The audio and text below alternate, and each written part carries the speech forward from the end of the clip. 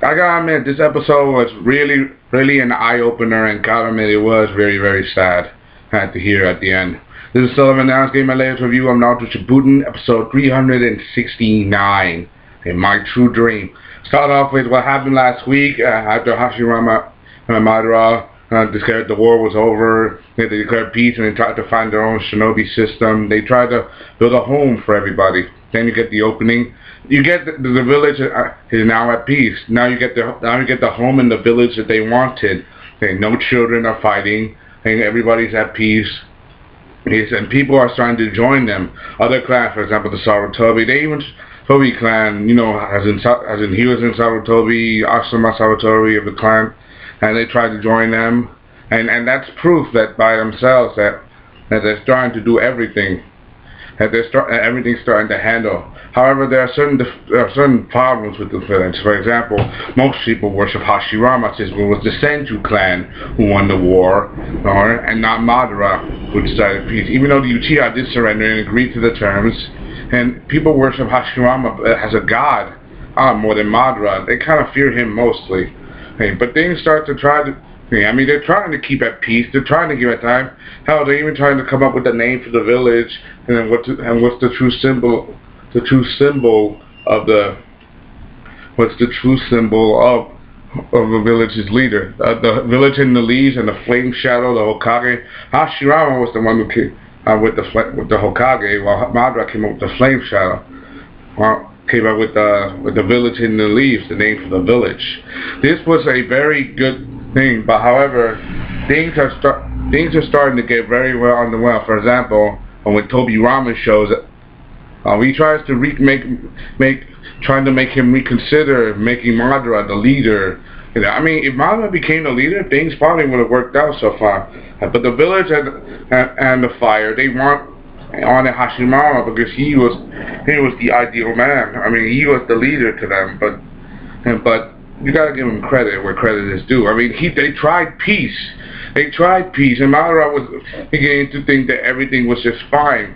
But after hearing those words that Tobirama, he pulled away. He succumbed. Remember when we talked about. And you know that Uchiha's lust for hatred and power and emotions are amplified in their Sharingans, and it becomes more powerful. Since Madara was the first to awaken the Mangekyo, he was basically the strongest. And so his emotions are very tied up.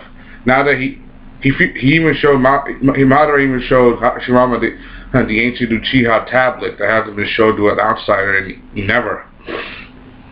But this was very bad, and it got very bad very fast. Why? Simple. One word. Trust. Even though Hashirama trusted Madara and to continue their dream, Hashirama felt like he wasn't trusted enough by the people. Madara wasn't trusted enough by the people. I mean, hell, a child cried because she couldn't stand the sight of Madara's face, even though it was Hashirama who made her stop crying. It was Madara who went to pick her up after she fell. I like how they extended the episode again, even though this is basically like a the whole thing was basically 5 or 6 chapters in the manga. I like how they dragged it out longer by adding more scenes and more sequences to the episode, because it's like a little filler, but it is really canon to the original manga. Also, that's how I put it. He wants him to stay, even though he's the Hokage now. He wants to even succeed him as the second. But with the matter of Tobirama, Madara asked him this: "If you consider me like a brother, which brother would you kill, me or him?" And Madara saying that my true dream is to see you on the battlefield and to fight in battle. He even tried to ask the other Uchiha for help, to forsake the village. But remember, the Uchiha clan shunned him for trying to start the flame of war. This was an obvious fact, and we all know that. It was because of war that they started fighting. It was because of war that they started for peace. That is what led to this conclusion. And this is Very, very obvious response. And after that, Madara left the village, and Hashirama's face wasn't carved onto the stone monument. Even though Hashirama wanted it to be Madara's face, they got his face into the stone, into the mountain, because, as a symbol of their leadership. Then you get the Kazekage, you get the village system, other lands copy their ways, you get the village hidden in the sand, the village hidden in the stone, the village in the mist, you get the village hidden in the clouds, the Raikage, Kazekage, Tsujikage, Mizukage, they all started the same system, and piece by piece, person by person. Then you get, when we're back to the Hashirama-Madara fight, that's Hashirama using Senjutsu, Madara using the Susanoo Kyuubi combination, and they fight, and they're both kind of at an even standstill, even though they're both down but not out.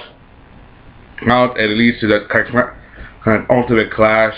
Madara's Susanoo is basically almost blasted off, but he still has the Nine Tails on his control. Hashirama and his stone monolith, stone wooden of 1,000 hands, and he basically won.